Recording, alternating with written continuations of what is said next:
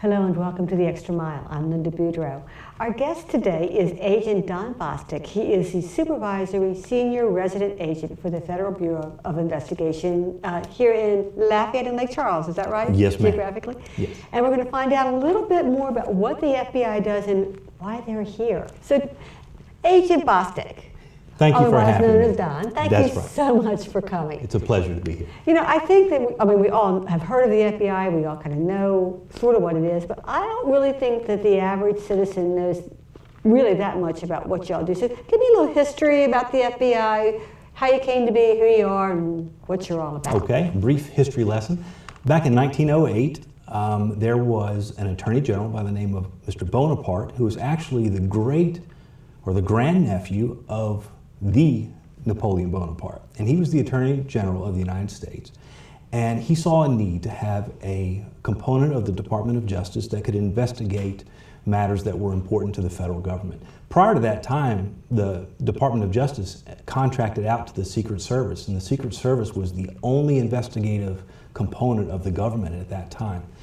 Well, as the country grew, that became no longer an option, and he wanted his own investigative force. So in 1908... They would be neutral and they could really kind of not be hooked into the politics of whoever they were investigating? Is that kind of what's behind it? Yes, that's part of the intention.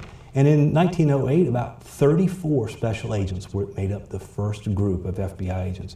At that time, they didn't have guns, and they served at the pleasure of Mr. Bonaparte.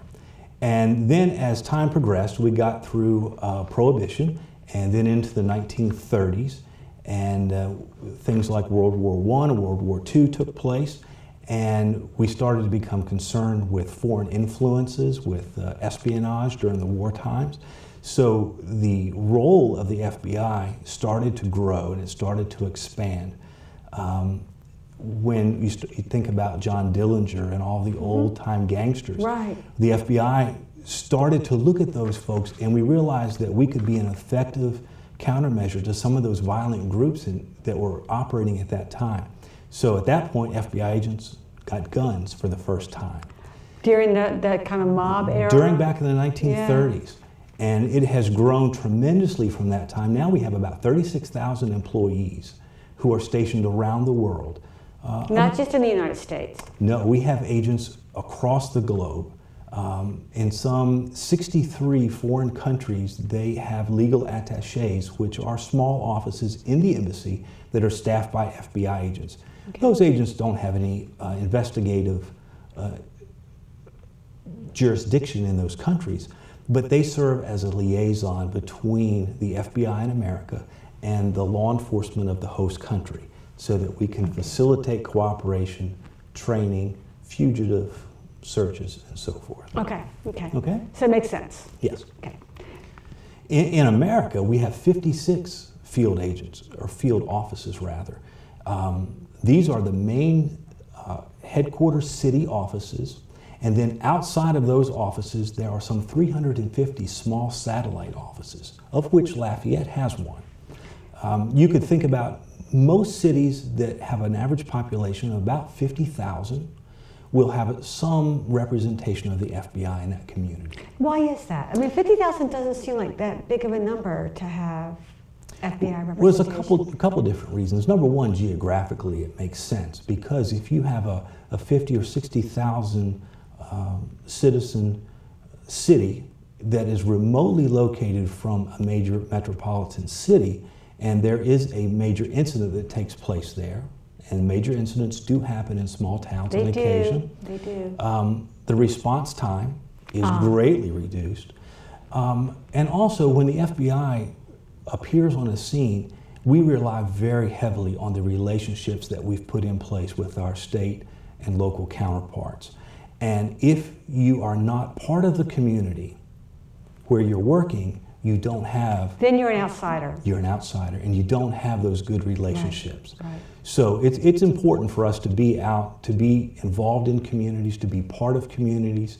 I'm concerned about what happens in Lafayette because I live here. Mm-hmm. So I have a vested interest in doing my job and doing it right.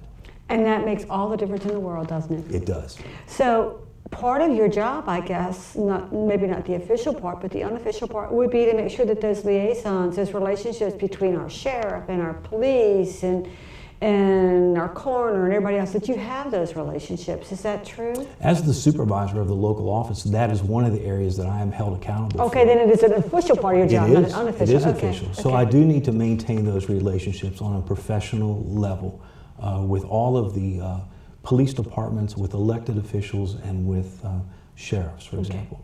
And your geographic area spans from Lafayette West to Lake Charles? Yes, I'm held responsible for the Lafayette office and the Lake Charles office, which is basically the southern corner, southwestern corner of Louisiana. So how many agents do we have in our communities? We've got a little more than a dozen agents between Lafayette and Lake Charles, and a support staff. Okay, so I guess part of what I wonder is, what do they do? What is their role in our community? You know, the wonderful thing about the FBI is that not only is the workforce diverse, but the work is diverse. So every day has new challenges, and it really depends on what's going on in the community. We have agents that are assigned to all of the different priorities of the director, everything from counterintelligence to counterterrorism to gangs and violent crime, white-collar crime. So we take a look at all of those different aspects of the community and try to pick out those areas where we can have the biggest impact. So I'm just trying to think, just in terms of, let's say something happens. Let's say it's a white-collar crime involving, say, an elected official. I'm just making this up. But would the FBI then come in and be a part of that investigation? Is that how that works? We certainly can. Do you get invited in, or are you assigned to it? How does it work? It works both ways. Many people have the mistaken impression that the FBI is a national police force. Yeah. And it's absolutely not that. We are very much governed by what Congress allows us to do. We only investigate federal crimes. We do not go out and investigate state and local crimes. That's the jurisdiction and the purview of local and state police. However, there's sometimes an overlap in those jurisdictions.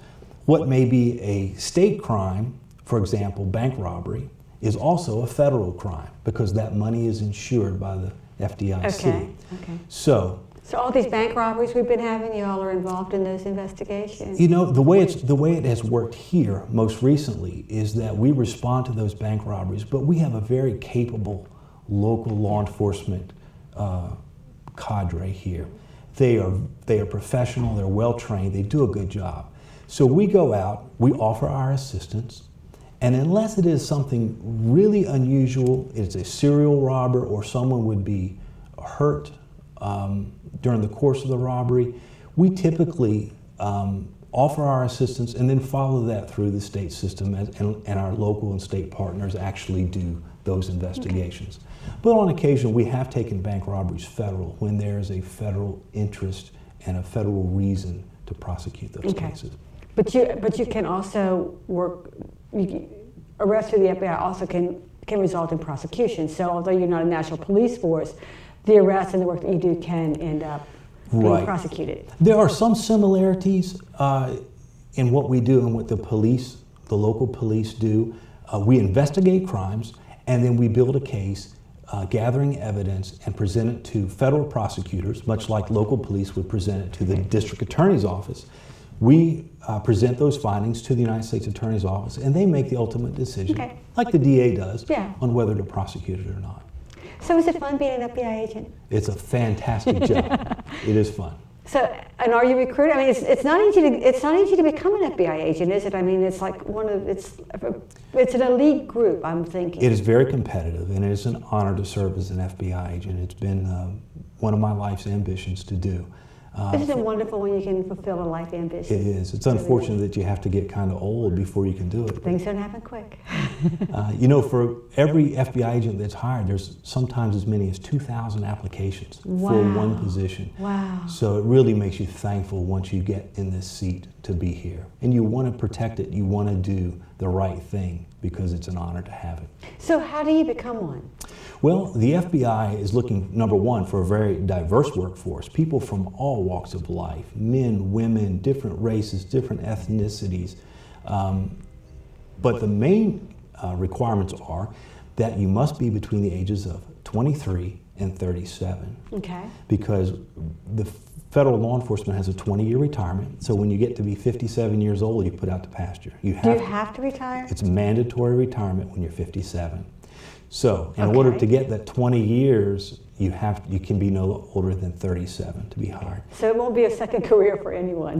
The FBI, well, as an agent now. Okay.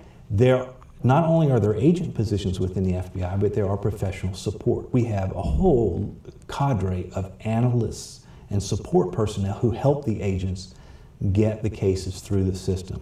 So those types of cases, those types of positions do not carry guns, so they are not law enforcement, and they are not subject to that 57 deadline. Okay, so people that are interested in perhaps a support position. That's right. Okay. So between the ages of 23 and 37, they must have a 4-year degree from an accredited university. In anything college. at all? In anything. And that's another thing that makes it so such an interesting workforce. We have those with degrees in education, computer science, foreign languages, engineering, astrophysics. Wow. Name it, they're there. So a clean criminal background, of course, the ability to pass a polygraph examination, a very rigorous background investigation, and a physical fitness aptitude. Aptitude meaning you have to... There are some minimum requirements for new hires coming in, being able to do so many push-ups, sit-ups, and being able to run and do pull-ups. Because you have to be able to do all that. You need to have a certain measure of physical fitness. Yes. So, and that's all a part of the screening to get accepted. And then once you're accepted, what happens? Once you're accepted, you go to Quantico, Virginia. Everybody goes to Quantico? Everyone does. It's the famed FBI Academy in Quantico, Virginia. It's been there since the early 1970s. It was the brainchild of J. Edgar Hoover. And we actually have not only FBI agents that are sent there, but actually it's called the National Academy. And those are law enforcement officers from around the world who are selected to go and attend that academy and represent their departments or their countries in some regard and get specialized training by the FBI. So it's very prestigious for them. We go as new agents for a period of about 5 months. So you leave your family and everything you know and love and go to Quantico? Everything. And you go to Quantico, and the environment is much like college with guns. You have a lot of classroom work, learning about legal aspects of the job, and then there's a lot of practical exercises. There's a place at the FBI Academy known as Hogan's Alley, which is a very famous setup. It's basically a small town that is much like a movie prop. And that's where you go and learn how to respond to a bank robbery or interview people. And it's got all kinds of props. It's a really neat aspect. You role play through it all, and you actually do it. Yeah. Yes, much of it we do.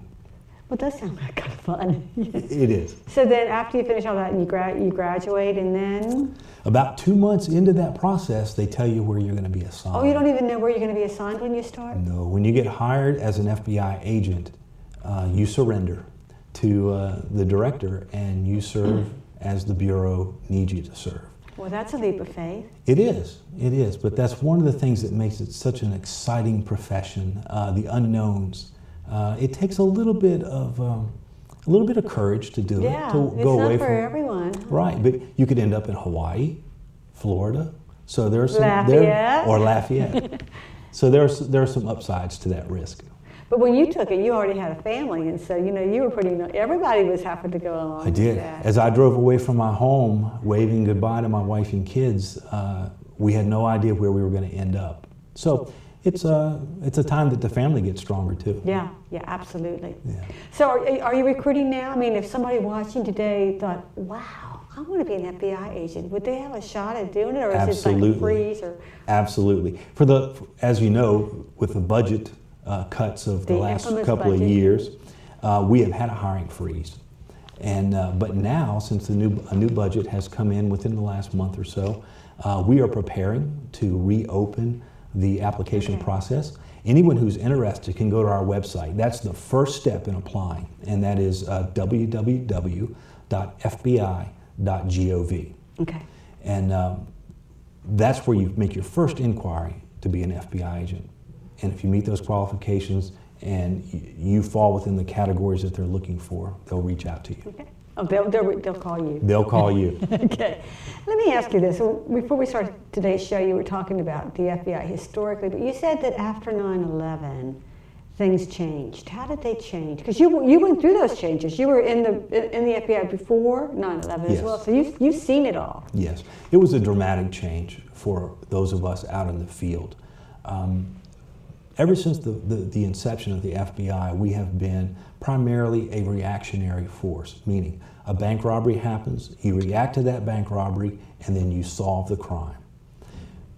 Once September 11th happened, we no longer could rest and be reactionary. We had to be proactive. Okay.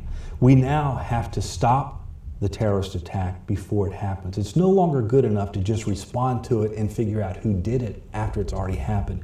We want to stop it from happening. And in fact, that's the director's number one priority, is to protect America from another terrorist attack. So And the FBI has a huge role in that. We are the counterterrorism investigative agency of the United States government. That is our primary role. So in that capacity, what kinds of things do you have to do? Well, there are a lot of different things, but probably the most important of all those is that you have to remember and understand that the Constitution of the United States is our bread and butter. And so as vehemently as we may want to protect Americans, we have to work within the structure of the United States Constitution. So that trumps our one of these. That trumps all of what you may think this would be a great idea to do. If the Constitution sets forth rules and parameters, you have to operate within those. And that's a good thing for all of us. So the FBI wants to make sure that we operate within the bounds of the law, number one. Okay. Now, number two is to establish relationships in our communities with individual citizens, with organizations, with nonprofits, with businesses, with government officials, so that when people in our community become concerned about something, we can find out about it, so we can be proactive to determine, is this something to be concerned with or not? So this is another reason to have these field offices in communities at 50,000 or more, because that's how you can keep your kind of ear to the ground sort of thing. Absolutely. It's a connection with the community, and it's really vital to our success. Yeah. So then with counterterrorism, which is your first job, what other kinds of priorities are you working on? You said you had like 10 priorities? Yeah, the director has listed out 10 priorities. Number one, protecting the United States from a terrorist attack. And this one has become number one since 9/11, right? Yes. Okay. Yes. The number two priority is protecting the United States against counterintelligence or espionage. Now, aren't those kind of the same thing? No, really they're not. A counterterrorism is combating those individuals and organizations that want to come and do us physical harm, who want to come in and blow up our buildings or down an airplane or somehow hurt innocent civilians in order to further their political or religious agenda. That's terrorism. Counterintelligence is completely different in that this is where foreign countries want to come in and steal our military secrets, our government secrets, and even our private industry. Imagine a foreign country that could steal something like the recipe to Coca-Cola. That is a registered asset of the Right. Coca-Cola company. Right. A foreign country comes and gets it. They manufacture it in their country, and our country suffers economically as a result. And that's just one example. But that is counterintelligence. Do you use similar kinds of techniques to deal with those two? You know, all of it is very similar in that it is people oriented. Okay. So everything we do revolves around being able to meet an individual, to interact, to find common ground, and to develop relationships. You just can't do it any other way, can you? No, you cannot sit behind a computer and investigate. I never thought the day would come when I would say that the FBI is probably one of the biggest reasons for community-oriented policing, but that's really what I'm hearing you say. It's a version of community. Yeah, it's a version of that. Yeah, Yes. but I mean, I was talking about it the other way, that it would support the idea of bringing it back to the community Yes. in a way I never had thought of before. It's very important. So what else do you do with the priorities? Okay, third priority would be protecting the United States from a cyber crime. See, that one actually kind of bothers me. Well, you know, recently you've seen a lot of stuff in Yeah. the news Yeah. about cyber attacks Yeah. and identities being stolen. And that is a huge challenge for the FBI because in order to be effective in that regard, we have to attract a workforce that is proficient in high technology. So we are actively looking for computer scientists, for those types of people. There you go, folks. Those types of people who have that background and that education are very sought after, not only by the FBI, but virtually every other industry. Okay. So that's actually a big one, and it is in the news a lot, and Yes. that could bring us down as quickly as anything else. That's right. And then the next 5 priorities get us back to the more traditional areas: public corruption, civil rights, transnational or national organized enterprises, violent crime, and white-collar crime. Those are what you would more traditionally think of the FBI doing. Yeah. And then lastly, we're charged with helping our local, state, and federal counterparts to do their jobs. For example, if the local police have a very heinous crime and they need help with the crime scene or help with laboratory analysis, the FBI makes those services available to them free of charge. Okay, good. And then lastly is our priority is to upgrade our infrastructure and our ability to be up with the times technologically. Which is a constant challenge for all of us. Yes, it is. I want to talk briefly about human trafficking because we do hear about that, and I understand that the I-10 corridor is a big corridor for human trafficking. I don't know if that's true or not, but Yes. that's what I hear. So is that something that the FBI gets involved in? Absolutely. You mentioned the I-10 corridor, and that's very important because one of the aspects of federal crimes is that there most typically is an interstate nexus. That's what gives us jurisdiction in many cases. The I-10 corridor is a corridor not only for drugs and perhaps weapons, but also for people to be transported across state lines for illegal purposes. Right. When we talked earlier about jurisdictions, human trafficking falls within several of the priorities of the FBI. It could be a civil rights type of investigation because the person who is being trafficked, their rights are being violated. Absolutely. Number 2, it could be a transnational organized crime.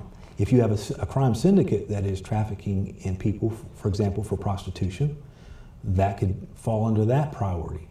And then lastly, it could very well be a violent crime if someone is taken against their will and forced into human trafficking. So we work that hand in hand with our local counterparts through joint investigations, through our joint terrorism task forces, if that should be applicable in that case. But that is a federal crime, and that is something that is very important to the FBI. Okay. Well, we're just about out of time, and I just want to ask you very quickly, what is today's takeaway? What do you want people in Acadiana to know about the FBI, when to call you, or what's our takeaway message? The takeaway message is that if you get that feeling that this bothers me, this scares me, this worries me, it costs you nothing to pick up the phone and call us. Our number is in the blue pages in the phone book. It's 337-233-2164. It costs you nothing to call. And if it is for naught, we'll tell you, thank you for calling, have a nice day. Perhaps it is the one piece of the puzzle that we've been looking for. You never know. So call us. And if it's not something that we can help you with, we certainly can refer you to the right agency that may be able to help you. Okay, so it goes back to the idea there are no dumb questions, there are probably no dumb phone calls. That's right. I want to thank you for coming today, for letting us know, because there's a lot of mystique that surrounds the FBI. And I'm excited to think that somebody watching today may want to be an agent or may want to apply to be a support person. So, it's a wonderful career opportunity for people too. So thank you for coming and for sharing all this. And, thank you for having me. And keeping us a little bit safer. Thank you very much. It was a pleasure. And thank you for watching The Extra Mile.